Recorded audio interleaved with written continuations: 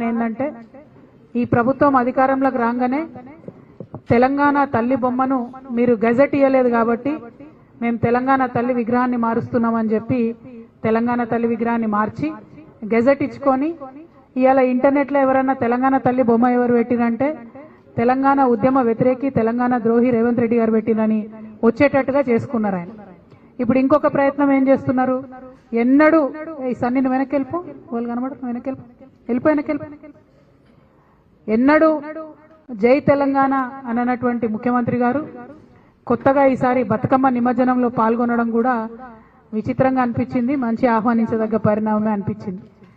At the same time comedy ఏంటంటే Guinness record కోసము బతుకమ్మని చేసిరు. మరి రికార్డుల కోసం కాదు కదా, కోట్లాదిగా ఎన్నో సంవత్సరాల నుంచి తెలంగాణ బిడ్డలు తెలంగాణ ఆడబిడ్డలు నిలబెట్టుకున్నారు ఈ పండుగని. మన తెలంగాణ భూమిని అనేక మంది పాలించినా కూడా ఎవరి పాలనలో అయినా తెలంగాణ బతుకమ్మ పండుగను బతికించుకొని ముందుకు పోయినటువంటి నేల ఇది.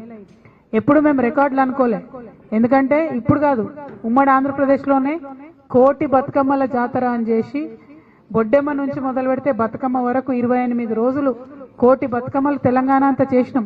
కానీ గిన్నిస్ రికార్డు కోసం చేయలే, తెలంగాణ రాష్ట్రం రావాలని చేసినాం. ఇప్పుడు కూడా ప్రభుత్వం ఆ పంతాలో ఆలోచించుంటే బాగుండేది, బతుకమ్మకు బతుకమ్మ చీరలు ఇచ్చుంటే బాగుండేది, మహిళలకు ఏదైనా లాభం జరిగేటటువంటి పని చేసుకుంటే బాగుండేది. కానీ రికార్డు రావాలి, ఆ రికార్డులో ఎవరు చేసిండ్రు బతుకమ్మ అంటే గిన్నిస్ రికార్డులో రేవంత్ రెడ్డి గారు ప్రభుత్వం చేసిందని రావాలనే